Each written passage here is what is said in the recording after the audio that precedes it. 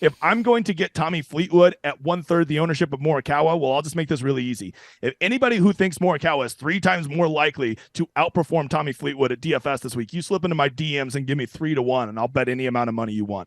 Mayo experience. Mayo experience. Mayo experience. Mayo experience. Experience. Welcome to the Pat Mayo Experience, the Sentry DraftKings Picks and Preview. Additionally, a one-and-done primer and strategy for you all. You can always check out the time codes to jump to the part that you want to jump to. While you're here, well, I gotcha. Why don't you smash the like to the episode and sub to Mayo Media Network, and all the final bets, all the final plays, and the weather report will always be available in the Wednesday free newsletter released by Mayo Media Network. You can go to Substack and type in Mayo Media Network and subscribe to it that way, or just hit the description. Also down there, the DraftKings Listeners League, which is 2,500 spots, 2,000 spots, something like that this week. $15 to play, 3 max entry, no break. The best tournament on DraftKings, so go play in that right now. Joining me on the line to break down both of these things is the Degenerate75, whose YouTube channel I highly recommend. What's up, dude? Happy New Year. Hey, happy New Year to you too. I literally the best part of the new year was just knowing that golf was like another day closer. I'm so ready for PGA. It's been gone for a month, and when you're in the streets with it as much as we are, honestly, it feels like it's been gone 3 months. I miss it like I can't even put into words how much I've missed PGA DFS. I've missed it. It's not like I wasn't playing during the swing, but I was less enthused to play it in the middle of November. Right. It's just not the same when you don't see Twitter blowing up about it. It's like, just like, maybe 20% of the attention during the swing season. I like whenever everybody is bitching about guys missing a par putt on 18 to miss the cut. Like, put that stuff in my veins. I live for it. Do you like the setup for the Sentry better this time around with 59 players as it pertains to DFS? Because I don't see how you couldn't. Oh, absolutely. I mean, these 20 and 30 people fills, like we just had the Hero, a month ago. It's just like, there's just no game theory left in it, right? Like, I mean, like, unless you want to leave $4,000 on the table, like, you're going to be duped 57 times. And it honestly, it's just not fun. I wish they would at least roll out like some type of captain mode or something for those small field events. But to me, if a field doesn't have at least 60 guys minimum, it's killing a lot of the game. Obviously I would rather this be a cut event, but this is never going to be a cut event. So at least I'm happy that they've bumped up the size of it to make it more playable. You see, I think I know it was long established they didn't have a cut at this tournament before DraftKings golf and daily fantasy golf became a thing, but it is nice, at least for one tournament, to kick off the year that everyone just gets 6 of 6 through. Hey, this is easy. Yeah, but what's not fun is when you're setting third in a GPP heading into Sunday and you think you're live and then you don't even cash because everybody's lineup is still live. Yeah, everyone's lineup is live. Don't forget that. Don't be counting your money until, I don't know, it's actually over at this tournament. Because, the swings are massive. I actually prefer next week at the Sony much better to this tournament from playing a DraftKings lineup and just a watch in general. Just more players. I prefer when there's a cut, but it is nice to see a bunch of top-end players at the very beginning of the year. For sure. And I mean, honestly, DraftKings taking care of us. They put up some way bigger contests than I was anticipating with NFL still going on. So pretty excited about these contests that DraftKings put out. I think that's going to drive even more interest to it. And if PGA DFS if people are excited about it, that just gets me more excited about it. Showdown shows will be available for free on Mayo Media Network. The Ship It Nation crew with Tambo will have that covered. But you as well, James, have Showdown shows over on your channel as well too, right? Yeah, do every for round 3 and round 4. So every Friday and Saturday night, right when the round's in, do the Showdown Hoedown, just breaking it down, trying to help people realize all the little things you're not even thinking about at Showdown. Showdown PGA DFS is such a bigger edge than week long because there's just, such a smaller sample. You can realize your equity whenever you're willing to play the game a little bit more than you can over a 4-day 72-hole event. So just something to consider. And then I always have my stream Wednesday nights. If you are a week-long tryhard, come check out that stream. I'll have all the final thoughts. Basically, I do everything you and Tambo are doing Wednesday morning. I just kind of have like the most updated weather and stuff like that. And, probably a little bit more obnoxious than you two are. You think you can be more obnoxious than me? Please. I mean, I literally have a whole board of sound effects I use during my show. I have a fuck counter. I will warn you guys, it's not a normal show. So, try it out once. No promises you'll love it.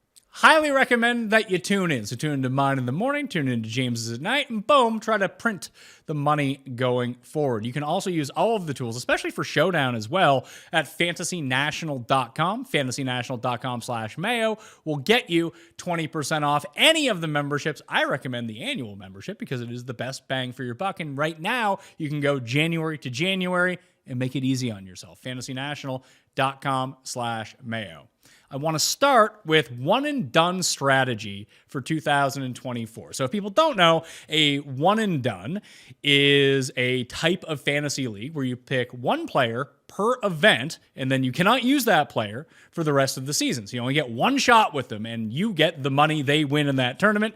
You add together all the money at the end, and someone is a winner. The race for the Mayo Cup is being held at fantasygolfchampionships.com. So you can go into there and get up to 5 entries in the season-long tournament if you want. It starts at the Sony Open in 2024 and runs through the BMW Championship, which means it goes from January through August. It's $200 per entry, but really that's like $5-6 a week when you think that it has 37 tournaments that you get to pick from each and every time. There's $80,000 to first place. Everyone inside the top 10 makes at least 5 figures this year. It is an awesome tournament. Everyone always asks me, how do I get in? Well, this is how you get in. And you cannot join after it starts, as crazy as that might sound to some people. People ask every single year. The hardest part, though, James, is actually winning at this tournament. Do you have any sort of insight of what people should be doing in the one and done besides something as simple as, hey, hit winners? First of all, if you're playing one and done, you should definitely be in Pats, because like I have been the thing I've probably preached the most since I've started my channel is contest selection. And like that flat payout structure you have where like if you do really good but you don't just quite win, you're still going to be like out in the streets dancing naked if you get 4th place in your tournament. Whereas on like some of those DraftKings GPPs, if you get 4th place, you almost feel like you've lost, right? Because the drop off in the money is so much. So that would be my first advice, is get in a well-structured one and done, which is what Pats is. Yeah, and if you want to get in the one and done, and you'll probably be giving away one of these too. I have 2 free entries to give away to people. How you do that is enter the tournament right now at fantasygolfchampionships.com. Screenshot me your entry on Twitter or Instagram at the PME, and boom, you are in a draw for an additional entry, this time for free. I'll be giving away the winner on Monday on the Pick Show with Feinberg for the Sony Open. The other way, the most important way that you can do it, it's completely free to do, is go to the Pat Mayo Experience audio podcast on Apple Podcasts or Spotify and subscribe to the show, set auto downloads on, and rate it 5 stars. And leave a review. That is the easiest way to do it. You do it on both. You get 2 entries, and it helps me to any end. I'm sorry for cutting you off there, but I had to get my plugs in because I need them reviews, James. Oh, I know. I get it. All about those reviews. I remember leaving one like 7 years ago. So the first thing I would tell you about one and done is it's a lot like best ball, right? There's this new wild thing coming up in the fantasy football world called best ball, and there's just not a lot of data out there to support what strategies are the best. And I think one and done falls into that a lot. There's just hasn't been a lot of proven strategies mathematically, like empirically proven strategies. And I think that people get a little muddled up on what is the best strategy. To me, I think the biggest thing, if I could just give people one thing to realize, is how not important your guy making the cut is. Okay, like people are like, well, at least my guy made the cut. It's like, dude, he got T57. That's like $20,000. That is such an insignificant amount that he might as well have just missed the cut. So once you realize the real math of where the money is going in these one and dones and the importance of really chasing top end finishes, I think that is the most important thing you could possibly do at one and done. To me, I would much rather play, if I'm playing a punt one week, which I typically with my one and done, I just play the one guy that I'm fading at DFS, so I have a little bitch equity, but that's just my strategy. I don't think it's the best. That's just how I've always done it. But the one thing is, if you're going to play some punt, right, and you're thinking, well, who should I play this week? And you're thinking, well, I could play Brennan Todd, God forbid, or CT Pan or something like that. I think most people are going to take Brennan Todd. He's a more consistent golfer. You know, he's probably going to make the cut. That's what he does, right? But to me, a guy like CT Pan, if they're both going to be relatively the same owned, is a much better play, because CT Pan's going to miss the cut or the guy's going to get 3rd place. That's like all that guy knows, right? And so chasing these highly volatile players who have those spike performances but could also miss the cut, to me, is where it is at.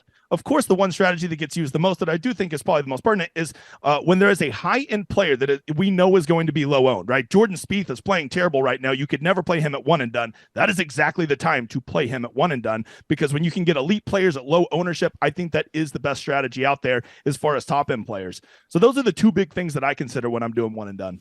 The biggest strategy that I always end up giving up on every single year, although I try to preach it every single year, it's just very hard to stick to because you start putting your own personal bias into it because you're like, oh, I like this guy at this course, I'm going to use him. I don't care how owned he is. Or the week that you try to fade someone and be like, well, I don't want to take Max Homa at Torrey Pines because everyone's using Max Homa at Torrey Pines, and then Max Homa wins and you feel like a schmuck because 30% of the field got a win and you didn't. However, I find that the best strategy to use is just take a look at the top 10 in odds and then jump over to DraftKings pricing because, well, it's not 1v1 in terms of what the odds are going to be versus the same order on DraftKings pricing. It's usually the same 10 or so people. And then you jump onto fantasynational.com and just sort by ownership projections on the top 10 players in the DraftKings field. And like you said, just find the guy that no one is using on DraftKings who is still inside the top 10 of odds and just blindly pick that guy every time.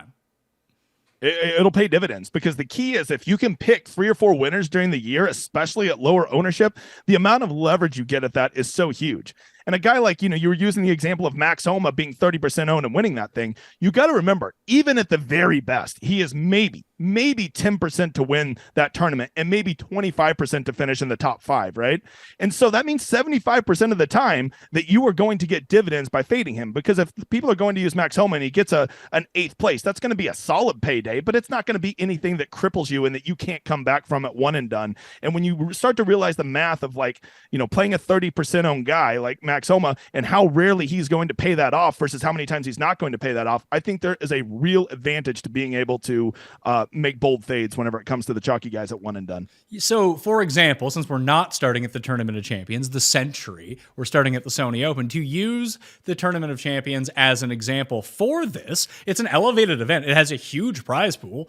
Obviously it's not included in the race for the Mayo Cup, but if it was, you'd want to have the winner here or someone inside the top 3. Like you said, if they come T57, it's just like missing the cut. Essentially, in a one and done, if you come in 8th, it's like missing the cut. It's insignificant amounts of money versus what you could have at the very top end. I just kind of look at the DraftKings ownership, who people are using, who they aren't using. I'm looking at the top 15 players in terms of odds. It's an elevated event, so all of those 15 players are pretty good. Like, no one is using Tony Finau on DraftKings this week. No one is using Matthew Fitzpatrick on DraftKings this week.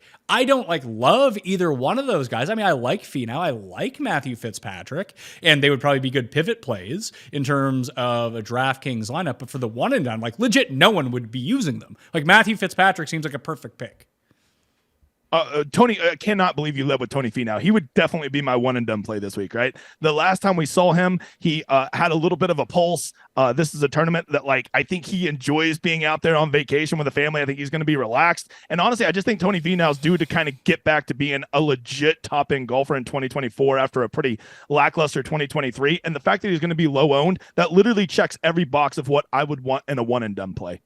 So that's one approach that you can use. That's the approach that I try to use until I fall too far behind. And that's a different thing as well. You have to get off to a hot start. If you don't get off to a hot start, and when I mean start, I mean after the Masters, because you've been through some elevated events, you've been through the Players, you've been through the Masters, then the Heritage is also an elevated event with a huge purse. Then you can kind of assess where you're at for the rest of the season, because then all of a sudden you need to go a bit more off the board than everyone else because you're trying to catch up. And if you obviously are in the lead, you can go a little bit chalkier with your plays because people need to catch you and they can't all of a sudden take the most obvious pick on the board because that's what you're left with. The other thing I would mention is don't try to plan this out too far ahead. Don't be like, well, I'm saving this guy for the Open Championship at this course. That is 6 months from now. You have no idea what any of this is going to look like. And yeah, there is a want to hold on to certain players throughout the course of the year. I can deploy this guy here or this guy here. You have no idea if they're going to be good at that point. Talk about all the people who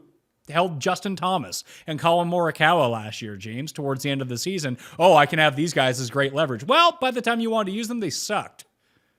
Exactly right. I think the key to me is trying to find those top end guys who are starting to show a little bit, even if it's a terrible course fit, if they're starting to show any form, that's when I want to deploy them, not trying to project how they're going to be playing in 6 months. Because even the best golfers, they go through some pretty big hills and valleys, even in a given golf season. So I'm going to try to get them in there when they're trending, but not quite there, that they're going to be 30% owned at one and done. And once we get to the end of the season, there's going to be 5 to 10 players who you didn't even have on your radar at the beginning of the season that are going to become viable one and done picks. How many people do you think had Lucas Glover in their one and done lineups at the end of last year? There was a few, not many, and he won back-to-back tournaments. Yep. I mean, hey, you never know when somebody's going to find a cheater putter and all of a sudden become God's gift to golf. So who's that going to be in 2024? We just don't know. So once again, fantasygolfchampionships.com. I told you the ways to enter. The most important one, for me at least, and for more free shows coming at you on the Pat Mayo Experience feed, is to leave those ratings and reviews on Apple Podcasts and on Spotify. You can even answer the Spotify question for this episode, which click on the show link and boom, you will find it up there right now. Let's talk about the weather in Hawaii before we do anything. It's still a ways away, and obviously lock isn't going to be, at least for us on the East Coast, until well into the afternoon, maybe even early evening, depending on where you are on Thursday with the gigantic time change. Nothing seems to be... Actually, it does seem somewhat out of the ordinary for Kapalua itself because there's not a ton of wind projected at the moment. It does look like it may rain on Saturday, though, and this could be a wind-affected course. If there is no wind, the winter might be like minus 30. Yeah, I mean, this course it really has no protection other than the wind, right? And we've seen over the numerous years, there's really only been 2 out of the last 8 years where wind really factored into affecting the winning score. I think we'll almost certainly see something south of minus 20. And if that's the case, with this many good golfers on a birdie fest, I would guess probably based on the early weather I'm seeing right now, you factor in rain, that's only going to make the course more gettable. I would guess probably somewhere we're looking around minus 25, minus 26 would be the range I'd be at. So you need someone who can putt. Unfortunately, I bet on someone who cannot putt, in that being Luke List, as I revealed on the Monday show. But he came 11th at this tournament last year. He gives himself very easy birdie looks. You just need him to make a few for once. That'd be nice. Well, don't forget there's 4 par 5s. That's always a good start for Luke List, right? So hopefully he's shooting minus 5 on the par 5s every round, and he can get there, right? Yeah, and I did my research. 3 of the last 4 tournaments, he has picked up on strokes gained putting in Luke List's defense. That's what I was looking at with him, because he's going to be one of the best drivers in the field. He's top 5 over the past 100 rounds coming in. The irons can spike with anyone, and these are really slow surfaces. They're probably the slowest greens on the PGA Tour. I have to feel like that helps the crappy putters. Yeah, I've always thought, as a true terrible putter myself, I've always loved slow ones. I think it takes a lot of the once again, this is all anecdotal, but I feel like with shittier putters, they feel more confident that they can bash it and go right at the cup and not worry about blowing it by 6 feet and then have a knee knocker. When you're a terrible putter, you don't want 6-foot comebackers. So I just feel like it frees them up to probably hit the stroke they want to hit instead of being so timid like they would if we saw like a 13.5 or a 14 on the stimp meter. Do you have any particular skill set that you're looking at for this tournament? I did my research show on Sunday. Everyone can go back and watch that up on the channel right now. It has the visualizations for you. I think there's myriad ways that you can attack this. Many types of players can compete, but even if you are a shorter hitter, you want to be an excellent wedge player and good at mid-range putting. Obviously, that can be highly variant, but the wedge play in itself, like 125 and in, is gonna be key if you're Eric Cole this week, or I guess Zach Johnson doesn't play in this tournament anymore. Even hell, like Tom Kim, someone like that, someone who's not that long, Colin Morikawa. If you can get dialed in with your wedges and make your 8-foot putts, you can most definitely win this tournament. Yeah, the big thing whenever I was looking over the course and what's correlated to success in the past is just how much off the tee everybody just lands in the same spot, right? You have these huge fairways that, first of all, there's not much of a penalty for missing the fairway. It's hard to miss the fairways, but even if you do, there's not much of a penalty. And then because of the slope of this course, which is insane versus most PGA Tour courses, the balls tend to kind of all land in the same spot. So you're going to have almost everybody shooting the exact same shots. This isn't going to be one of those courses where Rory has a 100-yard approach shot and Brennan Todd, whoever, has a 150-yard approach shot. They're probably going to be in the same landing area. And because of that, I think we can really narrow it down to that wedge fest. And I want to get a guy who can get nuclear hot, just have those guys that can go -7 2 of these 4 rounds. And I want those guys who are just killers with wedges, who don't mind just firing at every flag, because I think that is going to be the most important thing, is a bunch of short putts that you can tap in for birdie. I don't want this to be who's making the most 15-foot putts, because if that's the case, then I can't play Lucas List. It's funny because when you sort on Fantasy National, you can do it like in a bunch of different ways. You can go like the average for proximity per tournament from a certain range, the total, how they rank. But I think that a good one to look at here is rounds gained, where you can kind of compare the rounds gained to what their average is. Like, their average is this, but it says that they only gain like 46% of their rounds, yet they're way higher than that when you look at the average. That would indicate to me that guys, like you mentioned, can get nuclear hot from a certain range, which is exactly what you want here. Yes, sir. I mean, there's just some guys when I think of when their wedges are on, it just feels like when you see 103 yards from the fairway, you're literally already counting the birdie because you know what an assassin they are. And those are the kind of guys that I want littering my lineup, right? Like those guys that are just like, when you see middle of the fairway 103 out, you're already giving yourself a birdie because you're so confident in their wedges, right? And then there's some guys that aren't that, like Matthew Fitzpatrick, not that guy, pal. But there are other ones that are that guy. So that's going to be the single most important thing I look at. If they're all basically going to be hitting from that same landing area, who is a killer from that range, and who has those kind of spike rounds, right? Like what percentage of their rounds are they going 2 or 3 shots better than the rest of the field? Because you're going to need 2 big spike rounds, in my opinion, to compete at this tournament. You're going to need 2 big spike rounds and slightly better than treading water in the other 2. That's usually, unless you're playing Cam Smith and he shoots -33 and Rahm shoots -32. Other than that, you can probably get away with a lackluster round at a par 7, like shooting a 69 on a par 73. Right. Yeah, I think, as long as every round is, if their worst round is a -3, but they still have the 2 -8 rounds, they're still going to be in contention probably come Sunday, unless somebody boat races like the 2 guys you just gave. Let's build some lineups. Back to building lineups. We'll have it up on the screen if you're watching the video version of this show. Where do you want to start? Like, after assessing the pricing, there's 59 players in the field. There's no cut. You're going to get 4 rounds from everyone. There's no Rory. Rory's the only one, although he's still listed in the DraftKings pricing. He is not playing in this tournament. The only other one I'd really watch out for is Seamus Power, who is dealing with a hip injury. It looks like he's going to play, though. So if it was you, where would you want to start? Because for me, it's Colin Morikawa, but looking at the early indications from Fantasy National, everyone has that idea.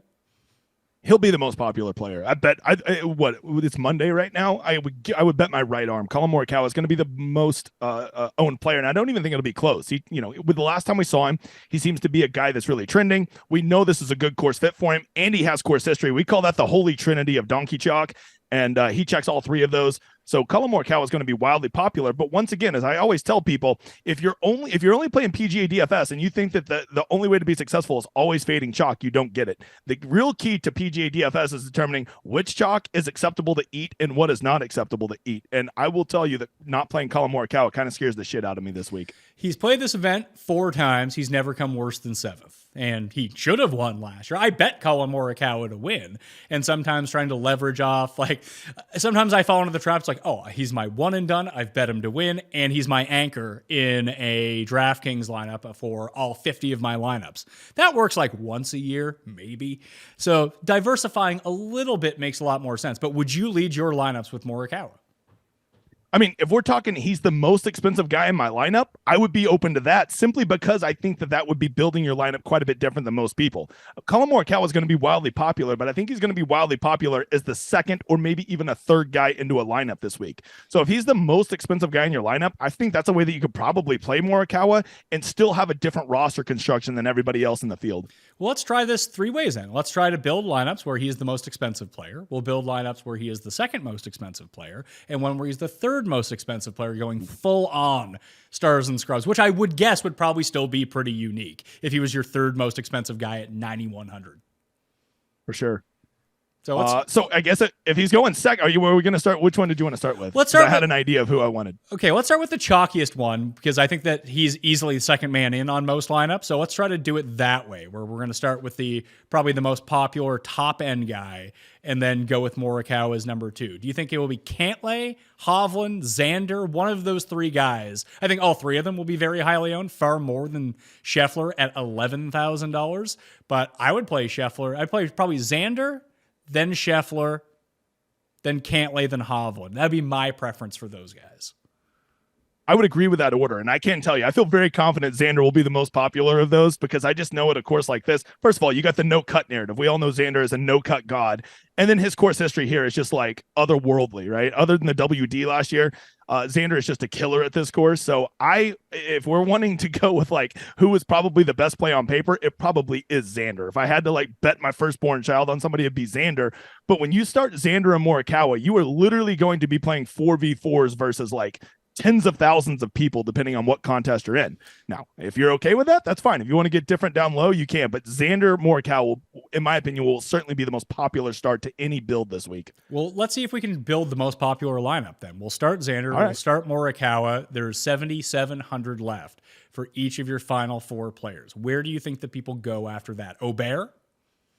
Yeah, I mean, he's just underpriced. And if I know anything about people in PGA DFS, they love an underpriced guy. So he's going to be, the old iceberg is going to be so popular. So we'll throw in Ludwig at $8,700. Now that leaves us with $7,400 per player. From the guys that you see at the very bottom end, who do you see spiking in terms of who you think is going to be popular? I mean, we're not deep enough into the week as of yet to be like, oh, everyone's congregating on that guy and that guy.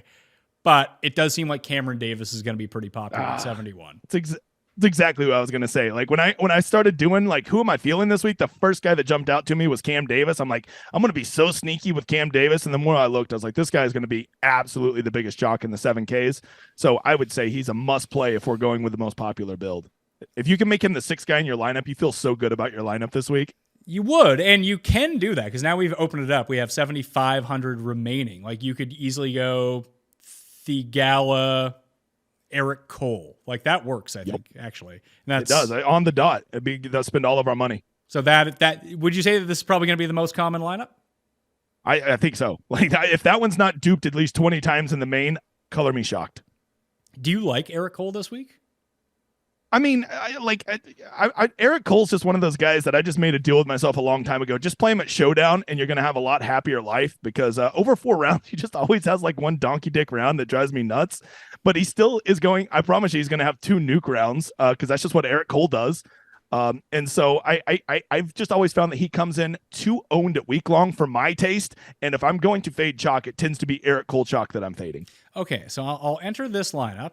And then I'll jump back over and re-import it. And we'll try to come up with some pivots here at the bottom end of trying to make this a little bit more palatable for people. So Eric Cole, very popular. I like Thigala enough, and we'll just take out the bottom 4 guys. So instead of Ludwig, and we start scanning this region, would you think that there's anyone like, do you think that, I mean, I think that Tom Kim will be popular. I think that Spieth will be popular. What do you make of Fowler, Day, and Finau, Cam Young, that range of 4 guys? I actually really like Finau. You had mentioned it off the hop, and I don't think that people are going to go to him. Yeah, that's going to be a dead range. I think Ricky will just, people just love Ricky, so he always is going to come in a little higher owned than he should be, but still nothing that's a deal breaker for me. To me, one of those 4 guys is likely to be like that key pivot that you're going to need to make because I think they're all going to come in probably under 12%. And for guys in the 8Ks to be under 12% in a limited field, that's tremendous leverage. As I've already said, I'm a big Finau guy this week. I'm feeling some Finau. And if we're going to talk about it being a wedge fest, I choose to believe that that the leprechaun himself, Cam Young, can possibly find those wedges again. Because I used to always think of he is a bomber and a killer with the wedge. Now he seemed to have lost that in 2023, but it's a new year. Maybe he's a new man. He is someone. If we do go deeper, like we don't use Cam Davis, we go with someone in the $6,000 range. I think that he makes a ton of sense. Or you can bypass that range a little bit, and you get into your Sungjae, Hideki, Keegan, Straka, Henley instead of Thigala. Like that entire range of like 8 guys, you probably need 2 of them to make your lineups very unique with Schauffele and Morikawa as your 1 and 2. So would it be Cam Young over a Hideki or a Straka for you? Yeah, I mean, if I'm just playing the biggest leverage play, I think Cam Young will definitely be lower owned than those guys. But, like if I'm in that range and I don't love Cam Young, I think there's even, Keegan and Sepp right below him are also probably even bigger leverage plays. And I think they're just getting hammered on ownership simply because people perceive that they are overpriced versus their talent, which I don't really give any weight to, especially in a no-cut event. Yeah, early. So far, there's only been 300 lineups generated at Fantasy National. It's going to be like 10,000 by the time that the tournament comes around or more. But early returns do show that Sungjae and Hideki are the 2 generating interest in that range, with Keegan and Seb Straka only appearing in lineups sub 3% of the time. What about Rose? I don't quite. I mean, I'm always in on Rose. Plus, I think the last time we saw Justin, didn't he finish like 7th last time we saw him? What did he do? Was he am I just Hero? making stuff up? Yeah, I thought he was at the Hero. I swear I remember thinking Justin Rose did well somewhere. Hopefully I'm not just making that up. For some reason, Justin Rose was on my radar. So with this lineup, with Finau in it, we can do sort of scattershot Rose and 2 other guys from this very similar range, or we can drop down and get back up into that $8,000 range. Which route do you want to go with this lineup? I mean, I was already on Luke List, and then after you said, now you really got me warm to Luke List. Whenever you put that $1,600 guy in your lineup, you really can almost completely skip the 7K range and can keep almost everything near that 8K range. So I don't know what Luke List does, like how much that would leave us, but I feel like that would really free us up to get a lot of those guys in that upper 7, lower 8 range. So early returns have Luke List being the highest owned guy in the $6,000 range. I don't know. I don't know that I want to go down on a chalky Luke List train, but it's I do think he's a really good fit. I'm trying to see if there's anybody else down here that really tickles my fancy. There's a few for me actually. Like I like List the most. That's why I bet him. But I will almost guarantee you he's no safe bet to do anything. Bhatia, I think, makes a ton of sense. Another guy who actually putts well on slow greens, and I don't know. I mean, Van Rooyen's last 3 events, he's been a ball striking savant, but Bhatia actually has that skill set every week. When I saw this pricing, he was the first one when I saw the low 6Ks. I was like, that pricing seems wrong. And then I'm looking here at the ownership, and I think he's getting a little bit of ownership just because people always like to play guys who are mispriced. But like, even if he does come in at 10% in a 59-person field, that's basically just average to what he should be. So I would be okay with him as a pivot off of some Luke List chalk. Yeah, so let's do that. The other one that I had interest in was Vince Norman at 6,500, just because he's a prodigious driver. We won twice last year. He won once on the DP World Tour, at the Irish Open in a really strong field, and then he won an alt event on the PGA Tour. But I think that his skill set, kind of judging it out against like Wallace or Putnam or Mac Hughes is weird because he could just make 100-foot putts on every hole. But the upside for Vince Norman here, I think, is quite significant. Dude, I think Vince Norman's one of those guys. I was early to the party on him. I was playing him back at the Zurich, and he was, shipping me GPPs way back then. Love that man. Love the Viking. I'm a big buyer on his long-term talent. I will be the first to admit I have a Scandinavian bias. If you're from a Scandinavian country, I just always think you're going to be like a future star. But the good news is between him and Hovland and Oberg, it seems to always be right. So I got that going for me. So just by throwing Bhatia into this lineup, we're back up to 8,150 for our final 2 guys, which means we could go like Cam Young, Justin Rose if we wanted to, if that's how we wanted to fill it out, which I think I'm going to see if that actually does completely fit. So 76, actually we can get back up to Aubert if we really wanted to. We're trying to get away from Uber chalk. So we can have one of Fowler, Day, Cam Young, or Burns. Which one do you want to go with? I guess with the pivots we've already made, probably Ricky, because once again, I don't think that you need to have 4 pivots in every lineup. So if we've already made our 1 or 2 strategic pivots, I like Ricky more than I like Day and Young, if all things are equal, right? And I think with this lineup, with this build that we just put together, I think it would be all things being equal. I think this is an example of how you can play a Xander Morikawa lineup just a little bit differently than everyone else will. If it's going to be a 4v4, this is, I think, a unique 4 to go in with if everyone has the same 2 guys. And a lot of people would say, yeah, but I'm giving up such better plays than these other ones. And that's just not the case. Yeah, if you put this lineup versus that other one and you ran this tournament out 100 times, I guarantee you'd be like 51 to 49 at most that one lineup would outproduce this one. And this one, if you did ship, you're probably not sharing it with 20 friends when you win the GPP. Let's try to build one where Morikawa is the third most expensive guy in it. And I'm not saying that like you have to lock in Morikawa. I most definitely think you do not need to do that. But like you said, I think the same thing. And I bet him to win. I've seen other people bet him to win. He's going to be the highest owned guy because the price seems wrong, doesn't it? Yeah, 91. Based on how he's playing and his course history, I don't see any way that he's not right there with Homa and Cantlay. I would have had him around 9,800. I think we fade Hovland this week. Yeah, if that's the sentiment, that's great because then I'll just go play all the Hovland. But just looking up here, it seems like that's going to be the most obvious play. But if I'm trying to make Morikawa the third guy in my lineup, I'm probably fading everybody that's 10,000 or higher just to make a lineup where I'm not having to double punt down at the bottom. See, I don't mind the double punt, and we can build one with Scheffler with Morikawa as the third man in a second. But my favorite start 2 lineups this week is Homa, Fitzpatrick, Morikawa, then Finau. And instead of we were doing the double punt in this lineup anyway, but we get 3 guys in the 9s, 1 in the 8s, and basically give up on the 7s if we want to, because you can throw List in here, and then you get back up to 7,000 or 71. You can have Cam Davis, or try to reconfigure that any way that you want to make it somewhat unique. But I think that starting with 3 guys in the 9s is pretty good.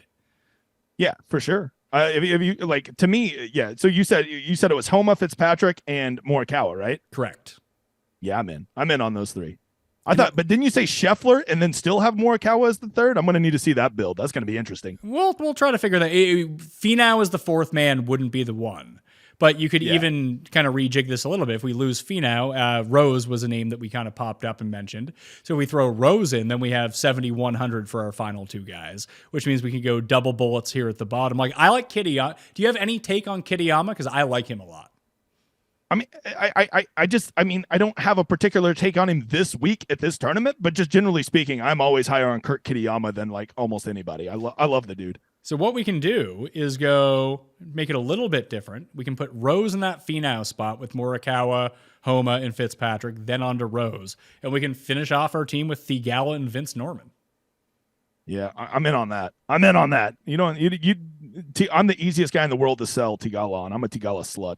Yeah, as I mentioned on the bet show, that Skylar put out this thing about like the correlation in the skill sets between Spieth and Theegala. If people like Spieth this week, you might as well go with the out of form Theegala because he can have those same sort of spike weeks. So, I mean, that's the route that I'm going to take. I'll be playing him to go along with it. So let's go Scheffler, Morikawa, and then we'll try to find the guy in the middle. We'll call it Homa. Homa's my favorite of those guys, so we'll try to do it that way. You still have $6,700 left. It's pretty easy to do. You go Luke List, you go Bhatia at 62, and you have 7,800. You can get back up to Straka or Henley or Theegala or Rose again if you really wanted to. And on no-cut events like this, it's probably a better play to play a Stars and Scrub build like this because the biggest reason you don't want to play punts on a given week is their made cut equity is so low. But on a week where we don't have to worry about that, and we know some of these guys down here, you know, Bhatia may get 58th place this week, but it still wouldn't surprise me if he made 28 birdies while finishing in 58th, right? So he's a guy that could still be part of a winning lineup even if he doesn't get up there because the guy knows how to make birdies. So I would kind of actually probably like this the most of the 3 we've built so far. At the top, like, do you have a preference? Like, we can turn, if we really wanted to, we can take Homa out and turn him into Xander, and now we have $7,500 left, with Connors being the highest possible price player we can put in. How much do you think it's important to leave money on the table this week, even if it's $100?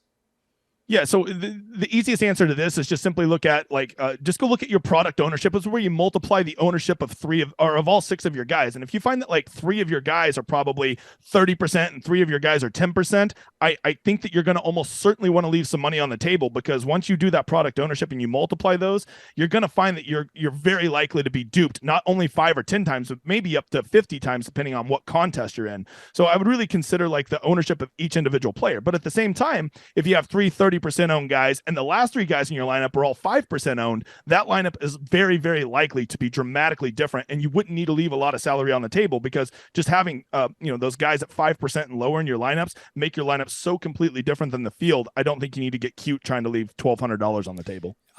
Just in this one alone, like I will make the case that Corey Connors is objectively a better play than Kurt Kitayama. In terms of win equity, it's probably around the same, as I've pointed out with Kitayama multiple times throughout multiple shows. He can come dead last in tournaments. That's kind of what he does. But he loves a good coastal course. He loves slow greens. And these fairways are so wide, they're really difficult to miss. And he's very good from 15 feet and in on the greens, on any greens, even better on slower greens, as we found out from Fantasy National on the research show. So throwing him in at 74, we leave $100 on the table. So now we have Scheffler, Xander, Morikawa with Kitayama, List, and Bhatia. I like that lineup. Yeah, I'm in. That's definitely been my favorite build so far that we've done. The one that I would consider like running out the most of any lineup that we've covered so far. So just to throw it to you in terms of anyone below, let's say, well, we said that Thigala is going to be pretty highly owned. Let's say Thigala and down. So $7,600 and down. Who are some gems in there that you think you might be populating lineups with? If like 2 guys that I kind of like, I have like my guys that I play when nobody's playing them, I auto play them. I don't care about course fit. I don't care about recent form. I don't care about anything. And those 3 guys are Jordan Spieth, who doesn't apply here, Denny McCarthy, and JT Poston. When nobody plays those 3 guys, I play those guys. When everybody plays them, I fade them. It's like the easiest rule of all time, and I swear to God, I've done so much better at PGA DFS. So I don't see that Poston and McCarthy are garnering a ton of ownership, and if that's the case, those are definitely going to be 2 guys there in the low 7Ks that I'm going to use to pivot to get off of maybe some of that Cam Davis chalk, which breaks my heart because I want to play Cam Davis so bad. Maybe I'll just play all of them and use those guys with Cam Davis to try to make my lineups a little bit more unique. I used a ton of Poston a year ago, and he really broke my heart in the final round. He ended up coming T21. He was T11 in his only other appearance at this tournament in 2020 when Justin Thomas won. So I don't hate that one. The one that I was really surprised about when I looked at the early lineup generations, 0% of lineups feature Emiliano Grillo. I mean, I will tell you, he was struggle busting at home. I was in there being slimy during the swing season, and I was not giving Emiliano Grillo a lot of love, and it did me pretty well. I feel like he kind of like peaked and then like kind of lost interest in the swing season. Maybe he can get back to it now that we're in the quote unquote real season. But man, he was struggle busting it in. But then I also think that there's a big narrative out there that like we shouldn't really focus on recent results, because a lot of these guys haven't even picked up a club, like in a competitive sense since the Tour Championship. So trying to factor in recent form this week could be a bit of a misnomer. And maybe I should give Emiliano Grillo a break if I'm not factoring in recent form very much. So here are the players right now who have not been generated in, let's call it 2% or fewer lineups. And obviously this can change again. It's a Monday evening. You're watching it on a Tuesday morning. By the time that Thursday evening comes along, maybe some people have jumped onto these. That's why you got to watch, James's stream on Wednesday night. Got to tune into Mayo Media Network for all of the up-to-date stuff. However, Denny McCarthy, 1.3, Grillo, 0. Poston coming in at 15%, by the way, at the moment. Oh, wait, who is? Did you say Grillo? No, I said JT Poston. Oh, okay. Well, that sucks. Siwoo, 2.9%. Never really been good here, but he has upside. This we know. Nick Taylor, Adam Hadwin, Adam Schenk, Brennan Todd, and Chris Kirk, all sub 3%. I mean, this seems like a really good range. So who's going to be the chalk down there? I assume Eric Cole, Cam Davis, and Ben An, maybe? Ben Ann's the one who's kind of like spiking right now. Ben An, Svensson, Norman, Luke List are the ones in the 6K range. Everyone else is basically unowned for the moment, like 0 Lee Hodges, 0 Seamus Power. EVR coming in at 0 I thought was really surprising, and I think that will change. Do people think that he peaked with the win at Mayakoba and now he's just back to being EVR? Because he was playing tremendous golf entering that tournament. Yeah, I mean, he was playing great. I'll just tell you, I have my list of guys I never play at week long. I only play at Showdown. EVR is the captain of that squad. I just love him at Showdown because that guy, no one in this world can rip off 10 birdies faster than EVR. So he's like a Showdown god to me. And at the same time, I know that nobody can rip off a +8 and just bitch quit on a round harder than EVR too. So that's why I like to fade him at week long. I will tell you just one thing, because I've also been a fantasy national guy for, as long as it's been around. And early in the week where we're at right now, just a pro tip, I'm sure Pat knows this, I'm not telling him, I'm telling all you guys, is like use the favorited percentage early in the week over the actual lineups generated. And then as you get into Wednesday, use the actual lineups generated, and that will become your more reliable ownership number. Early in the week, look at who people are clicking on favorites, and that will probably give you a better feel for who's going to be chalky. Just a little pro tip I've picked up over the years. Yeah, per prime example of this is Byung-Hun An, 21% favorited percentage right now on a Monday. He's being generated in 18% of lineups that have been generated so far. Tom Hoagie has been favorited 23% of the time, yet he has only appeared in 3% of lineups so far. That's going to meet in the middle, and Hoagie's going to be way more popular than that.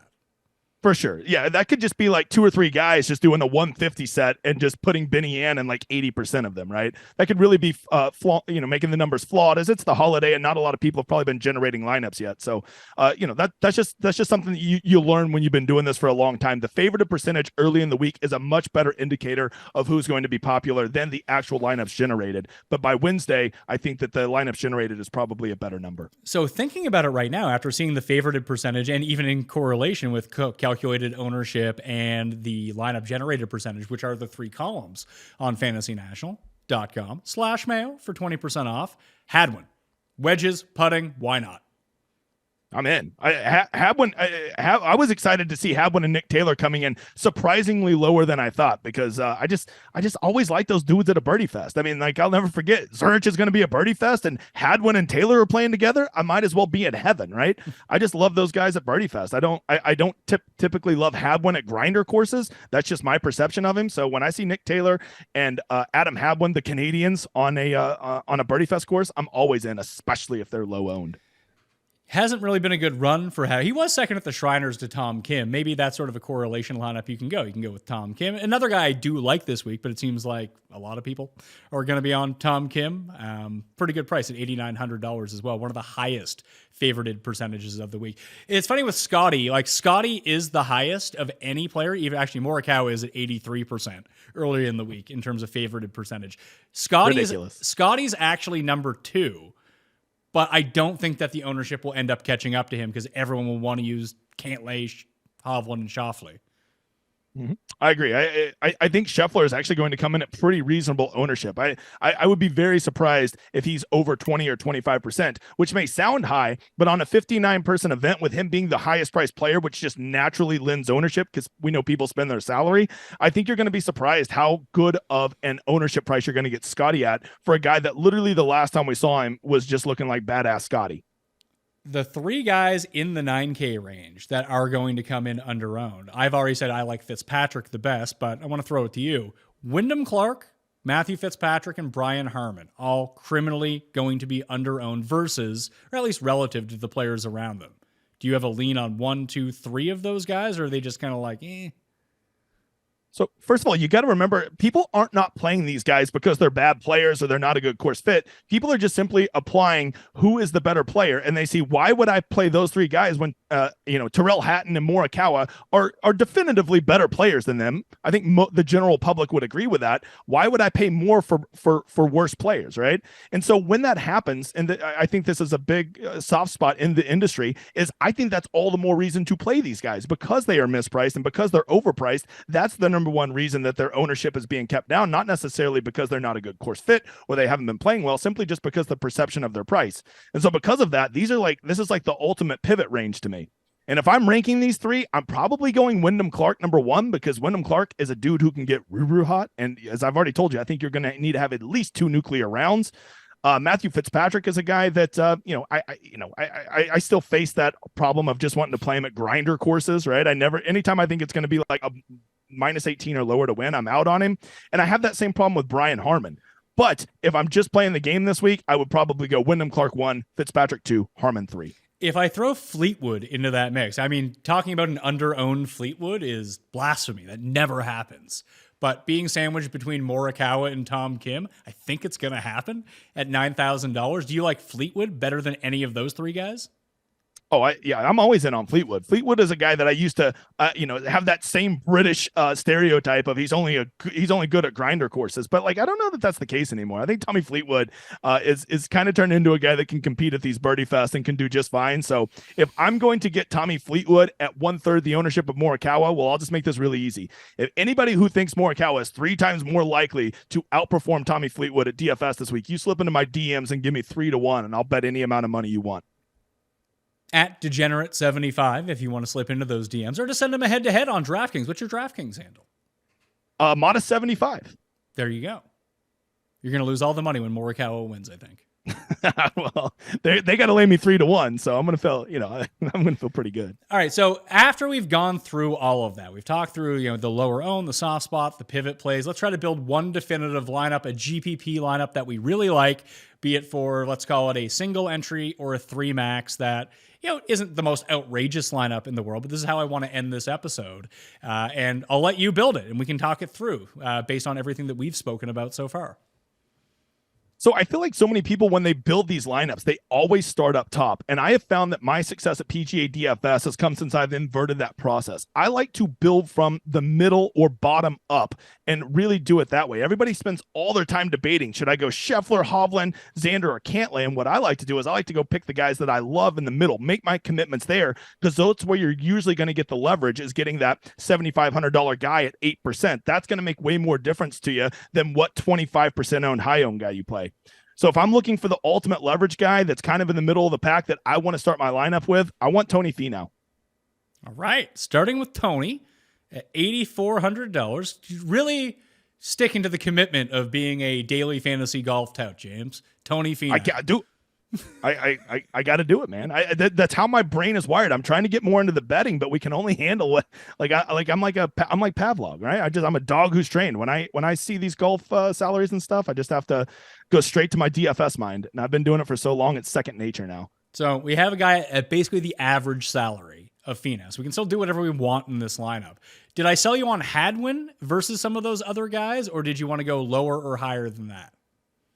I mean, I'm neither. I'm always warm to Hadwin. If that's a guy that you feel good about, I've already told you I'm always in on Adam Hadwin at quote unquote birdie fests. So I'm not opposed to it. And when I look around that range, the only other one that I would really, be wanting to consider would be JT Poston, but it sounds like he's kicked you in the nuts plenty that maybe that's not the play you would want to make. Listen, I like JT Poston enough, but if I can have in a field this small of 59 players, if I can have a similarly talented Poston versus Hadwin, but one guy has 1/5 the ownership and is cheaper, that's probably the route I would go.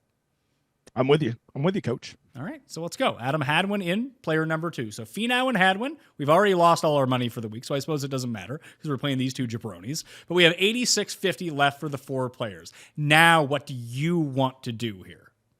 So now that we've really made our stands, like both of these guys, I would consider pretty leveraged plays versus the ownership, their ownership compared to their peers around them in the pricing. So now I'm not so much worried about the ownership on the rest of these guys. If we want to mix in a chalky guy or two, we want to play that guy that we're just too scared of. I'm not worried about that because we've already made a point to make our lineup different. So the next guy that I would want to consider would be one of 2. I think that I would want to have Oberg or Morikawa in this lineup. I know they're both going to be way crazy chalky because of their pricing, but I think it's perfectly acceptable to play one of them, maybe just not both of them. I would lean Morikawa over Ludwig. Simply, I mean, it's not simply based on talent. If they both just won in the swing season. Obviously, Morikawa has the history at this course. And if we're talking about a winner and we're trying to mine a winner, which you're going to need, as it turns out, in your lineup in a GPP, even in a 3 max or a single entry, unless, Nacho Hechavarria wins or something. But it's been a rough place for first-time players to win at Kapalua. Yeah. And you need that win equity, right? Obviously, we're going to want to have the winner, and I think that we have seen that Morikawa is very capable of winning and being in this tournament at the very end. So I'm down with Morikawa. It's okay. Morikawa, Finau, Hadwin. We still have 8,500 for 3 players.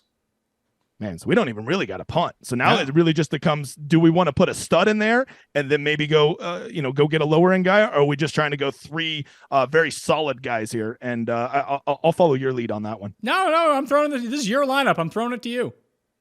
Okay. Goodness gracious. I I think once again, we've already got our 2 punts in there. And so I'm not afraid to play a little bit of chalk. And well, you know what? I take that back. If we're going to go this route, I'm going to play the best player in the world. And the fact that I'm getting him at an ownership discount when he probably has a legitimate like 7 or 8% win equity, I think I got to take him. I think I would want to have Scotty Scheffler in there because I think even putting him in there, we're still going to be able to build a very nice competitive lineup. See, I like this at $11,000, and we still have $7,300 for our final 2 guys. So we could go Norman, we could go Bhatia, we could go List, or just kind of hang out in that lower 7. And you said you like Cam Davis, you like JT Poston. We can get both of those guys back in. We can go up and get Rose or someone in the low 8,000s and someone like the mid 6s. So, it's on you. What do you want to do?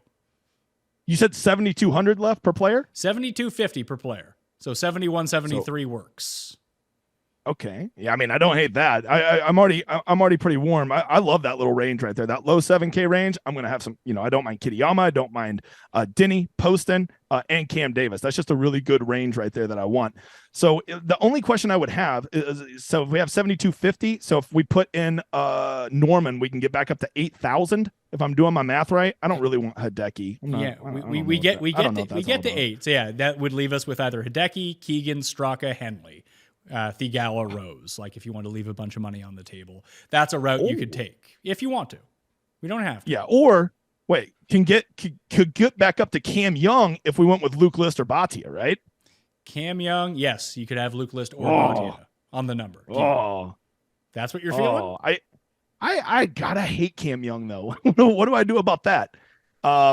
Okay. I want to just go with the guys I like. Okay. I'm going to make the mistake that everybody does and just go with my picks instead of playing the game.